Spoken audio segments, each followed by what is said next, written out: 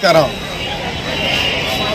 మరి గత 2-3 రోజుల నుంచి మండపేట నియోజకవర్గంలో ఈ యొక్క పెన్షన్ల పంపిణీ కార్యక్రమం మొదలుపెట్టారు. చాలా సంతోషం.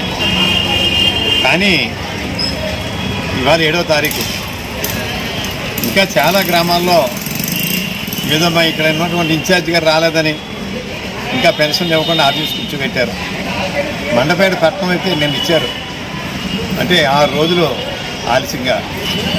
మరి ఎప్పుడు ఇచ్చే పెన్షన్ పాత వాళ్ళకి మరి మామూలుగా ఇచ్చేయచ్చు కదా.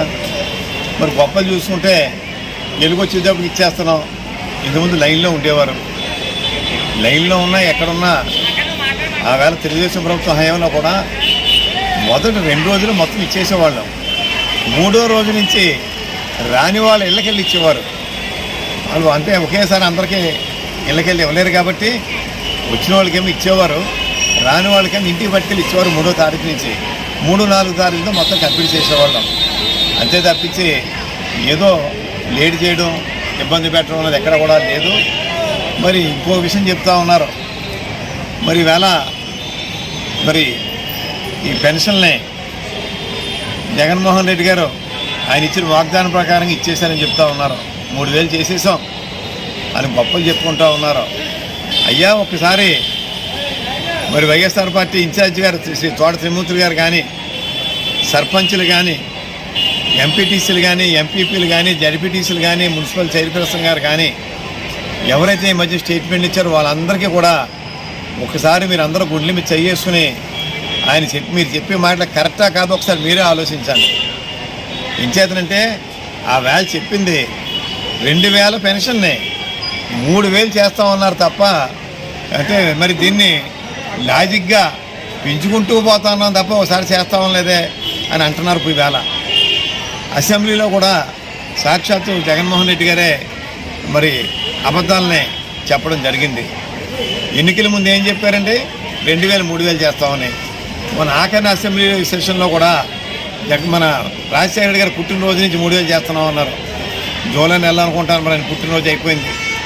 మరి ఈ వేళకి ఇది ఒక 6 నెలలు పెండింగ్, అంటే అన్నీ అబద్ధాలే.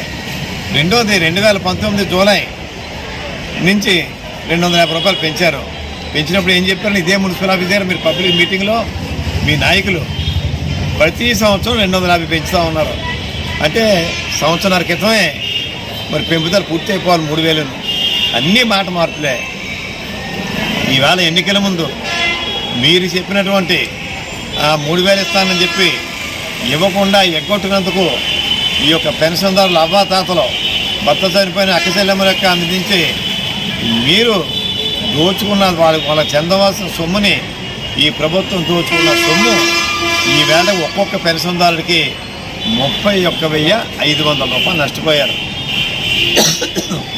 మరి 2250 అంటే 750 రూపాయల చొప్పున 30 నెలల్లో ఎగ్గొట్టారు.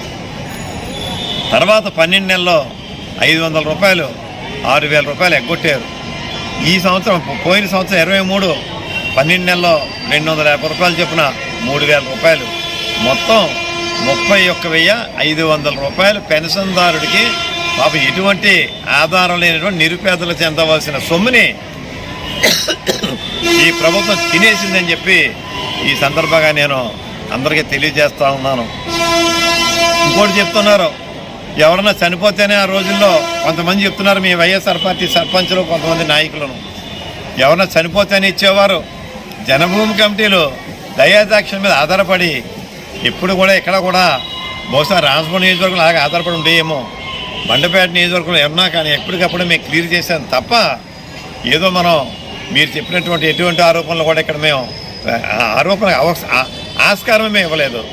మరి ఇంకో మన వాస్తవం విషయానికి వస్తే ఒకసారి లెక్కలో నోట్ చేసుకోండి. 2014కి ఈ మండపేట నియోజకవర్గంలో 26,009 పెన్షన్లు ఉన్నాయి.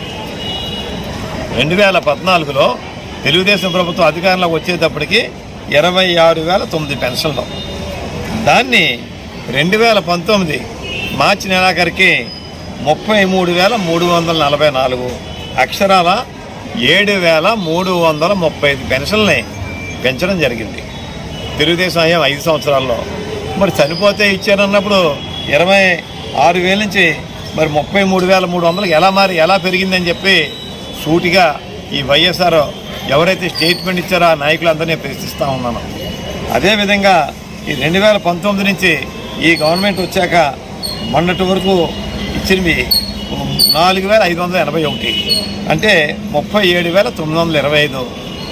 ఈ జనవరి నెలలో కొత్త శాంక్షన్ 856. అంటే తెలుగుదేశం హయాంలో 7,335 పెంచితే ఈ గవర్నమెంట్లో ఈవేళ వరకు 5,300 మాత్రమే పెంచారు.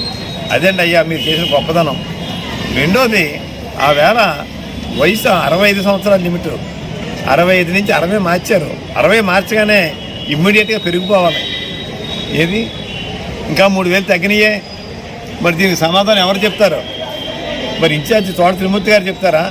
నిన్నటిదాకా రకరకాల స్టేట్మెంట్ ఇచ్చినటువంటి సర్పంచులు, మున్సిపల్ చైర్పర్సన్ గారు, లేకపోతే ఎంపీపీలు, జడ్పీటీసీలు, వైఎస్ఆర్ నాయకులు ఎవరు చెప్తారు? సమాధానం చెప్పాలని చెప్పి వారు విజ్ఞప్తి చేస్తూ, ఇక నుంచైనా వాస్తవాలు మాట్లాడండి. సత్యదూరమైనటువంటి మాటలు మాట్లాడితే ప్రజలు ఇప్పటికీ అసహించుకుంటూ ఉన్నారో ప్రజలను పక్కదారి పెట్టొద్దని చెప్పి అందరికీ విజ్ఞప్తి చేస్తూ, విజ్ఞులైన మండపేట నియోజక ప్రజలందరూ కూడా ఈ అంకెలు కరెక్టా కాదా అని మరి మీకు దగ్గరలో ఉన్నటువంటి ఈ యొక్క వైఎస్ఆర్ నాయకులు కూడా నిలదీయండి అని చెప్పి నేను సూటిగా ప్రశ్నిస్తూ ఉన్నాను. ఏది కావాల్సిన వివరాలు ఇవ్వడానికి మండల వారీగా కానీ, గ్రామాల వారీగా కానీ, మున్సిపాలిటీ వారీగా కానీ ఇవ్వడానికి సిద్ధంగా ఉన్నాను. అందరికీ నమస్కారం.